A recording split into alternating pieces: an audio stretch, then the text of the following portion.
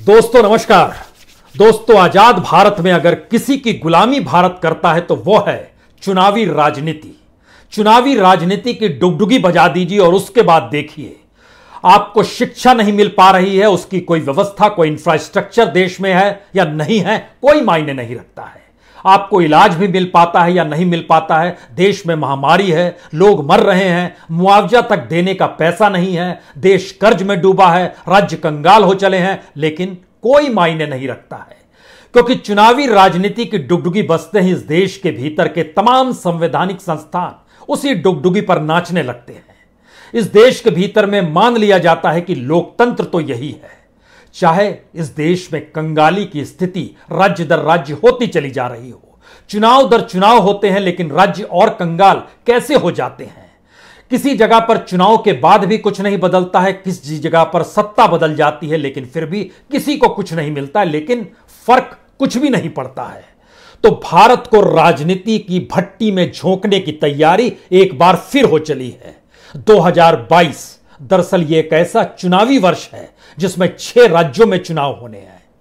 5 राज्यों के चुनाव तो 2022 शुरू होते ही नजर आएंगे। उसमें उत्तर प्रदेश है, उसमें पंजाब है, उसमें उत्तराखंड है, उसमें मणिपुर है, उसमें गोवा है। तकरीबन 17 करोड़ से ज्यादा लोग वोट डालेंगे। जाहिर है उनके जहन में सिर्फ और सिर्फ एक ही सवाल रहेगा, उनके राज्य में सत्ता में कौन आएगा। और 2022 बीतते बीतते अक्टूबर नवंबर तक गुजरात की डुगडुगी बज जाएगी और उसके बाद वहां के 4 करोड़ वोटर यही सोचते रहेंगे अब राज्य में कौन आएगा। तमाम मुद्दे दरकिनार, यानी इस दौर में जो भी बताया, दिखाया, समझाया जा भी रहा है वो कोई मायने नहीं रखता है। यह इस देश के भीतर का सच। इस देश के भीतर का सच यह है कि विपक्ष को भारत चाहिए, लेकिन माइनस मोदी चाहिए। इस देश के भीतर में मोदी को भी भारत चाहिए, लेकिन माइनस डेमोक्रेसी चाहिए। इस देश के भीतर में लोगों को भी भारत चाहिए, 138 करोड़ लोगों को भी भारत चाहिए, लेकिन वो चाहते हैं माइनस सियासत, माइनस राजनीति, माइनस चुनाव हो जाए तो फिर जिंदगी सुधर जाएगी। इस देश का सच क्या है? इस देश का सच जाति व्यवस्था है। इस देश के भीतर में राजनीति का सच धर्मों का टकराव है। इस देश के भीतर में सत्ता का सच स्वायत्त संवैधानिक स्वायत्त संस्थाओं को इशारे पर नचाना है। यानी कोई मायने नहीं रखता है कि बेरोजगारी चरम पर है तो रोजगार कैसे दिलाएंगे, इसको लेकर कोई विजन है या नहीं है। क्यों नहीं सोचा गया कि इस देश के भीतर में एजुकेशन और हेल्थ सेक्टर का राष्ट्रीयकरण हो जाना चाहिए? किसी ने उस बारे में सोचा नहीं, कोई व्हाइट पेपर लाने को तैयार नहीं। इस देश की न्यूनतम जरूरत, चाहे वो पानी हो, चाहे वो ऑक्सीजन हो, वह भी निजी हाथों में सौंप दिया जा रहा है और धीरे धीरे वह भी मुनाफे में हिस्सेदारी खोजने लगा है। वाकई इस देश के भीतर में राजनीति अगर सबसे बड़ा बिजनेस है तो यकीन जानिए राजनीति इस देश के भीतर में जिसके पास सत्ता आ जाए वो तमाम कॉरपोरेट को भी अपनी हथेलियों पर नचाता है। और कॉरपोरेट भी उसकी हथेलियों पर इसलिए नाचते हैं क्योंकि इस देश के भीतर में इस बिजनेस में कोई प्रोडक्शन नहीं होता है, कोई उत्पादन नहीं होता है, कोई लेबर नहीं चाहिए, सिर्फ खनिज संपदा की लूट चाहिए। इस देश के भीतर में लाइसेंस आपको मिलता चला जाए लूटने का, यही स्थिति चाहिए। शायद इसीलिए हमें लगता है कि जैसे ही इस बात का जिक्र भी होता है कि अब 2022 में किन राज्यों में कौन सा तीसरा मोर्चा खड़ा होगा, किस जगह पर मोदी को हराने के लिए कौन कौन एकजुट होगा, और खुद मोदी भी उत्तर प्रदेश की सियासत को साधने के लिए योगी से 2-4 करते नजर आएंगे। इन सभी के अक्स तले जरा जनता की स्थितियों को आज समझने की कोशिश कीजिएगा। यह इसलिए जरूरी है क्योंकि राजनीति इस देश के सत्ताधारियों का एक मूल मंत्र है जो उनके लिए अमृत की तरह काम करता है। मुनाफा दर मुनाफा उनको मिलते चला जाता है, खूब कमाते हैं। वो इतना कमाते हैं कि अपने भविष्य के लिए भी वो पैसा नीतियों के जरिए सुरक्षित रखते हैं, जहां पर अगली बार अगर जमानत भी जब्त हो जाए लेकिन पेंशन मिलती रहनी चाहिए। कमाल की स्थिति है। इस देश के आईएएस अफसर को अगर कोई सत्ता निलंबित कर देती है, उसको पद से हटा देती है, तो उसकी पेंशन रोकने की पेशकश वो करती है और पेंशन रोक देती है। लेकिन जनता अगर इस देश की नेता की जमानत जब्त कर दे तो भी उसे संसद और विधानसभा से पेंशन मिलते रहती है और तमाम सुविधाओं का उपभोग वह खुलकर करता है, जिसको अगर हिसाब लगाइएगा तो वह लाखों में होती है। इस देश के भीतर में दोबारा डुगडुगी चुनाव की बज रही है और चुनाव की डुगडुगी के भीतर में जब हम आपसे जिक्र कर रहे हैं उत्तर प्रदेश में लगभग 14 करोड़ 66 लाख वोटर हैं, वो क्या सोचेंगे। पंजाब में 2 करोड़ वोटर हैं, वो क्या सोचेंगे। उत्तराखंड में लगभग 78 लाख वोटर हैं, वो क्या सोच रहे होंगे। गोवा में 11,45,000 वोटर हैं, वो क्या सोचेंगे। और मणिपुर में लगभग 19 लाख वोटर हैं, वो क्या सोचेंगे। ये सारी परिस्थिति इस देश के भीतर में इसलिए है कि वह कुछ सोचे या ना सोचे, या जहां पर भी चुनाव हो जाते हैं वहां की परिस्थितियों को हमको लगता है अब परखने की जरूरत है। यह परखना इसलिए बड़ा महत्वपूर्ण है क्योंकि इस देश के भीतर में जैसे बिहार में चुनाव हुआ, बिहार में क्या बदला। नीतीश कुमार मुख्यमंत्री थे, नीतीश कुमार ही रह गए। बीजेपी समर्थन कर रही थी, बीजेपी ने समर्थन जारी रखा। लेकिन सच क्या है, सच यह है कि आज की तारीख में बिहार के भीतर में जो कमाई है बिहार सरकार की, उससे ज्यादा उसका खर्चा है। ये वो कर्ज कहां से लेगी, 27,000 करोड़ से ज्यादा का कर्ज। जैसे ही हम 27,000 करोड़ करते हैं, उसके दिमाग में, आपके जहन में एक रकम और गूंजनी चाहिए। इस देश के भीतर में कोरोना से हुई मौतों को लेकर इस बात का जिक्र किया गया था कि 4 लाख का मुआवजा हर किसी को दिया जाएगा। जो मौत हुई उसकी संख्या है 3,89,302। अगर हर को 4 लाख दिया जाता तो यह कीमत बनती 15,572 करोड़। सरकार ने कहा हमारे पास पैसा नहीं है। यह रकम दिमाग में रखिए, कोरोना से मुआवजे देने की राशि 15,572 करोड़ आज की तारीख तक में है, जितनी मौत हुई है। लेकिन उसने सुप्रीम कोर्ट में लिख कर दे दिया सरकार का खजाना खाली है, पैसा नहीं है। चलिए अच्छी बात है। अब आइए बिहार पर दोबारा लौटिए। बिहार का रेवेन्यू कलेक्शन जो है वह 1,84,000 करोड़ का, और दूसरी तरफ जो एक्सपेंस जो खर्च किया जाना है वह 2,11,000 करोड़ का, यानी 27,609 करोड़ घाटे में है। वह कहां से लाएगा। रिजर्व बैंक से नोट छपवाएगा, वहां से वह कर्ज लेगा, राज्य कर्ज में डूबेगा। ऐसा नहीं है कि पिछले बरस नहीं था, चुनाव से पहले भी 26,000 करोड़ रुपए वो कर्ज में डूबी हुई थी। अब 27,000 करोड़ और बढ़ गया। यह स्थिति बिहार की, जहां चुनाव हो गए उसके बाद सबसे ज्यादा हरकत कहां पर हुई, बंगाल में हुई। पूरी केंद्र सरकार आपको बंगाल में नजर आई होगी। पूरे के पूरे जिस तरीके से पूरी दुनिया ने देखा बंगाल का चुनाव, बंगाल का सच क्या, बंगाल के भीतर में रेवेन्यू जो लगातार 2019 से 20 के बीच में 42,866 करोड़ रुपए का घाटा उसको हुआ है। यानी इस बरस 2020 से 2021 तक आइएगा तो यह 43,045 करोड़ और हो गया। यानी 42,000 करोड़ और 43,000 करोड़ रुपए। पिछले बरस चुनाव से पहले 42,000 करोड़, उसके बाद 43,000 करोड़। यह घाटा भी फिर दिमाग में लेकर आइए, कितना मुआवजा देना था इस देश के भीतर में मौतों का, सिर्फ 15,000 करोड़ रुपए। यहां पर तो हर राज्य, चुनाव के बाद भी ममता बनर्जी ही मुख्यमंत्री रही, पहले भी ममता बनर्जी मुख्यमंत्री थी। बीजेपी कहती हम आते तो सुधार देते, तो भाई आपके पास बिहार है, आपने क्या सुधार दिया। अब दूसरी स्थिति आई है कि महाराष्ट्र के भीतर में पहले बीजेपी थी, फिर शिवसेना आ गई, शिवसेना के साथ एनसीपी और कांग्रेस भी आकर खड़ी हो गई। उस राज्य की स्थिति यह है, अगर बीते 3 वर्ष में आप देखें तो लगातार जिस तादाद में कर्ज बढ़ता चला जा रहा है, इसका मतलब फिर वही है, जनता से कुछ लेना देना नहीं है। रिजर्व बैंक नोट छापेगा, केंद्र उसको कर्ज में तब्दील करेगा, वो लायबिलिटीज के तौर पर राज्य के पास जाएगी और वो राज्य कर्ज में डूबता चला जाएगा और ऐशो आराम सत्ताधारियों का होता चला जाएगा। उन सत्ताधारियों का जिनके लिए सिर्फ एक बिजनेस है इस देश में सत्ता को प्राप्त करना। उस सियासत को मत खोजिएगा जिस सियासत के आश्रय आपको लगता है कि जनता का हित होगा। यह सियासत इस देश के भीतर में होती नहीं है। महाराष्ट्र के भीतर में 2019 और 2020 के बीच में 39,774 करोड़ रुपए कर्ज लिए गए। 2020 से 2021 के बीच में 58,276 करोड़ रुपए कर्ज लिए गए और आज की तारीख में महाराष्ट्र 5,36,891 करोड़ के कर्ज में डूबा हुआ है। मध्य प्रदेश में कमलनाथ बीच में आए थे कांग्रेस के, उससे पहले शिवराज थे, सत्ता पलटी, खरीद फरोख्त से हुई एमएलए की, फिर चुनाव हुआ, जीत गए, सब कुछ हुआ इसी कोरोना काल के दौर में।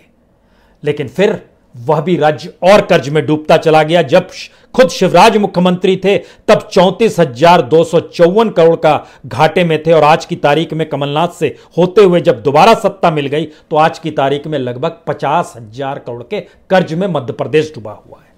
अब यहां से शुरू कीजिए। आपके सामने दो राज्य तुरंत नजर आ रहे हैं जिसको लेकर हंगामा मचा है कि इस देश के भीतर में अब राजनीति साधनी है। तो एक तरफ पंजाब है, दूसरी तरफ उत्तर प्रदेश है। यही दो राज्य हैं जहां पर सबसे ज्यादा आपको हंगामा देखने को मिलेगा। लेकिन इन दो राज्यों का सच क्या है, यहां की आर्थिक बदहाली क्या है? शायद इसीलिए कोई बेरोजगारी पर ध्यान इसलिए नहीं क्योंकि रोजगार जब देंगे तो पेमेंट करना पड़ेगा, वेतन देना पड़ेगा, पैसा तो है नहीं। मौत का मुआवजा नहीं दे सकते हैं तो फिर रोजगार देने के बाद वेतन कहां से देंगे? यह स्थिति राज्यों की हो चली है। इतना ही नहीं, इसीलिए पानी का प्राइवेटाइजेशन हो रहा है, इसीलिए ऑक्सीजन को प्राइवेट हाथों में दिया जा रहा है, इसीलिए अस्पताल प्राइवेट हाथों में दे दिए जाते हैं, इसीलिए पूरा एजुकेशन सिस्टम प्राइवेट हाथों में दे दिया जाता है। और इसीलिए इस दौर में मिड डे मील भी दे पाने की स्थिति में सरकारें नहीं आ पाई है, पैसा नहीं है। उत्तर प्रदेश आज की तारीख में 55,432 करोड़ के कर्ज में डूबा हुआ है जहां चुनाव होने हैं। पंजाब 19,303 करोड़ के कर्ज में डूबा हुआ है, पिछले बरस वो 17,000 करोड़ के कर्ज में डूबा था। उत्तर प्रदेश 55,432 करोड़ से पहले पिछले बरस चले जाइएगा तो 39,681 करोड़ के कर्ज में डूबा हुआ था। रकम कितनी बड़ी बड़ी है। और इस देश के भीतर में 15,000 करोड़ रुपए जो लोग कोरोना से मरे हैं, जिनकी तादाद है लगभग 3,89,302, उनको हम 4-4 लाख रुपए मुआवजा दे पाने की स्थिति में नहीं है। लेकिन हमें इस देश में चुनावी डुगडुगी बजानी है। हमें लगता है कि जरा आप राजनीतिक परिस्थितियों को समझिए। यह परिस्थिति कहीं ज्यादा महत्वपूर्ण है क्योंकि जब डुगडुगी बजनी शुरू हुई तो एक तरफ हम लोग जानते हैं प्रधानमंत्री मोदी का कच्चा चिट्ठा हम लोगों ने बार बार रखा है।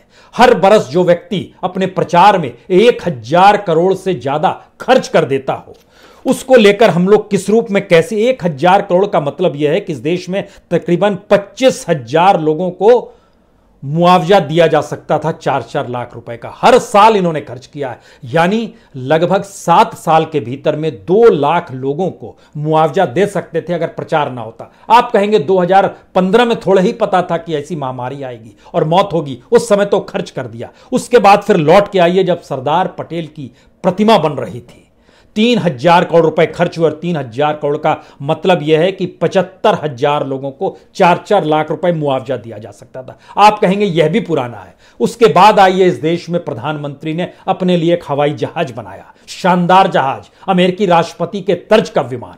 उस विमान पर उन्होंने 8,400 करोड़ रुपए फूंक डाले। यात्रा सिर्फ एक की, बांग्लादेश गए थे चुनाव के वक्त जब बंगाल में हो रहा था। एक दिन के लिए एक रात वहां रुके थे, फिर उसी विमान से वापस आ गए थे। अभी तक एक ही सफर उन्होंने किया है। 8,400 करोड़ रुपए उसमें फूके, यानी लगभग 2,10,000 लोगों को 4-4 लाख रुपए मुआवजा मिल सकता था जिनकी मौत हुई है। अब आप कहेंगे यह भी तो पुराना है, उस समय कहां पता था जिस समय जहाज बनने गया था। तो आप सेंट्रल विस्टा पे आ जाइए, यह तो अभी चल ही रहा है। हालांकि खर्चों को लेकर सेंट्रल विस्टा में कितना खर्च होगा इसको लेकर अलग अलग कयास है, लेकिन जो पिछली बार सरकार के जरिए सफाई दी गई कि हमने सिर्फ 2 प्रोजेक्ट के लिए जो पैसा पास किया है वह 1,339 करोड़ है। यह भी हम मान लेते हैं कि ठीक है, लेकिन उसके जरिए भी लगभग 33,475 लोगों को इस देश में मुआवजा तो मिल जाता। आप कहते हैं कि हमारे पास खूब पैसा है, सेंट्रल विस्टा प्रोजेक्ट भी चलेगा, वैक्सीनेशन भी लगेगा, तो फिर आप मुआवजा क्यों नहीं दे पा रहे हैं? जिसके घर मौत होती है और जो विपन्न स्थिति में रहता है, विपन्नता के साथ रहता है, उसमें मुआवजा क्या मायने रखता है, ये इस मोदी सरकार को शायद नहीं पता है।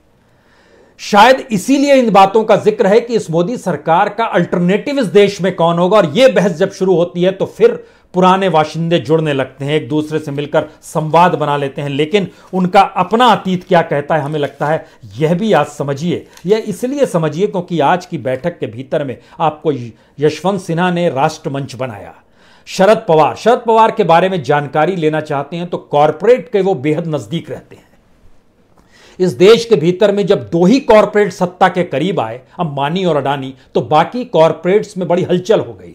टाटास भी नजदीक आए। ध्यान दीजिए, जियो का 5G उसके काउंटर में TCS और एयरटेल दोनों मिल गया, एक साथ आ गया। ऐसे बहुत सारे क्षेत्र हैं जहां पर दूसरे कॉरपोरेट एकजुट होकर अब संघर्ष करने की स्थिति में है, सत्ता के साथ खड़े हुए कॉरपोरेट के साथ।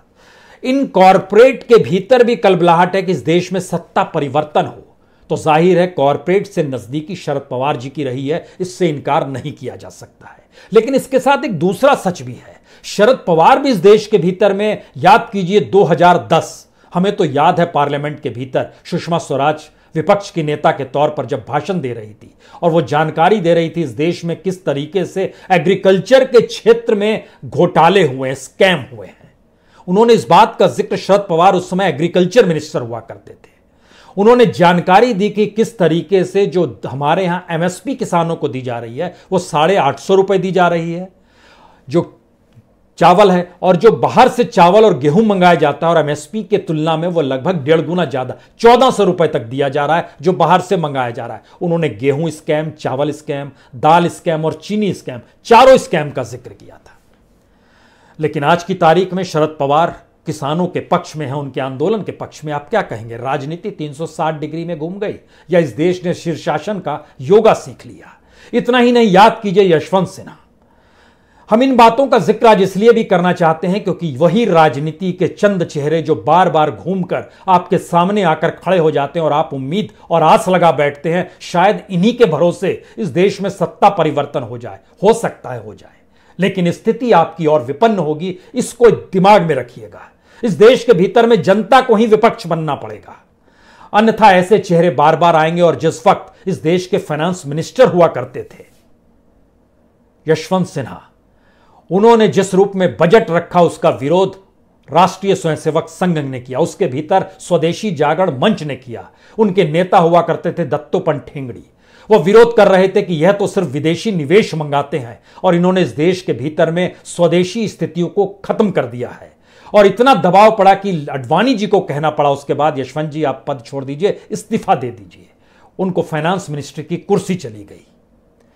लेकिन आज की तारीख में वही राष्ट्रीय स्वयंसेवक संघ, वही स्वदेशी जागरण मंच, वही सारी स्थितियां आज बिल्कुल उलट है और वह नरेंद्र मोदी के पीछे कमर बांध कर खड़ी है, जो शख्स इस देश के भीतर में डिफेंस तक में फॉरेन इन्वेस्टमेंट को ले आया।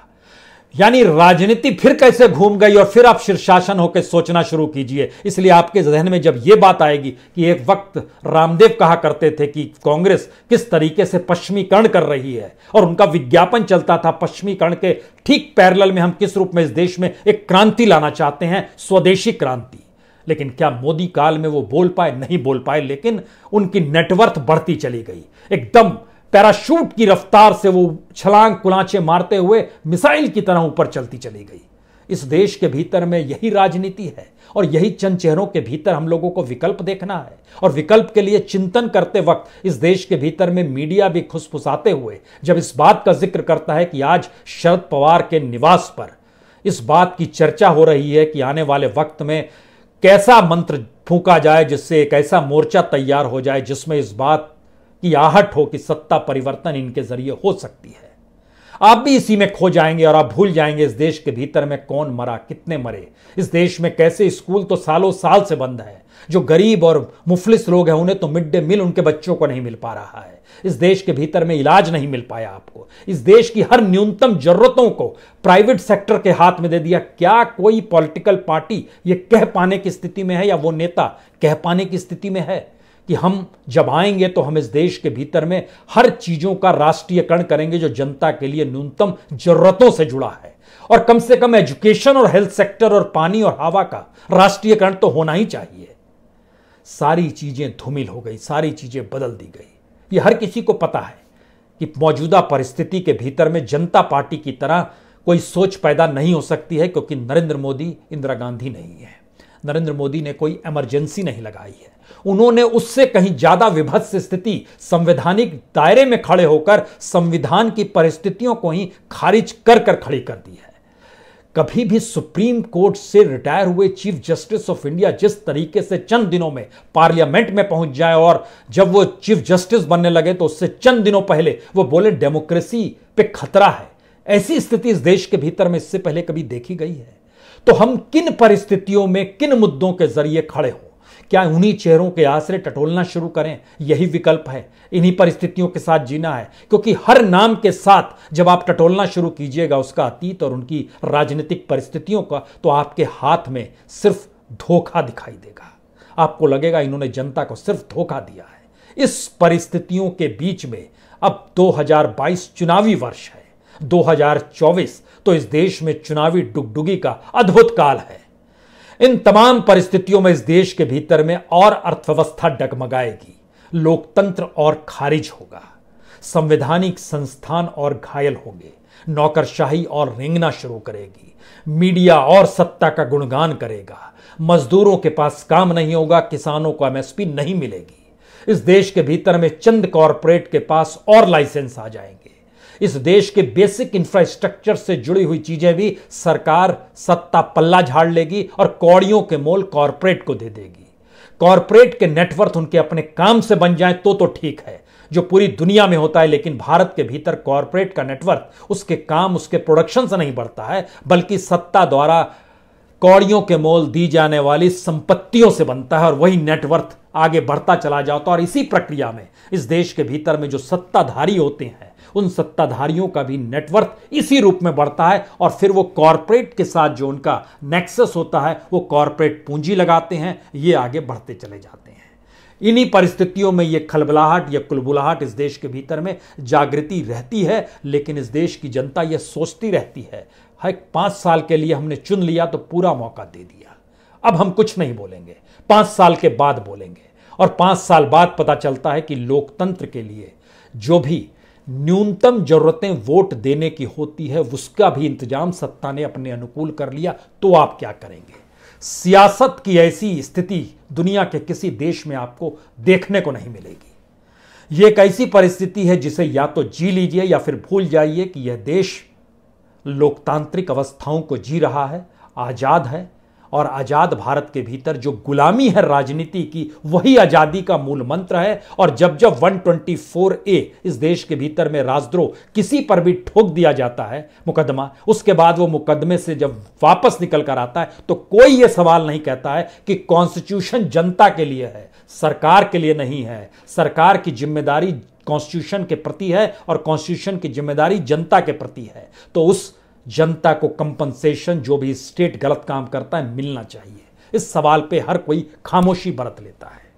ये सारे सवाल ऐसे हैं जिसमें या तो आप गुम हो जाइए कि 2022 में 6 राज्यों के चुनाव और 2024 में मोदी सरकार के भाग्य का फैसला आप करेंगे। आप कुछ नहीं करेंगे, यकीन जानिए, आप कुछ नहीं करेंगे। बहुत बहुत शुक्रिया, बहुत बहुत शुक्रिया।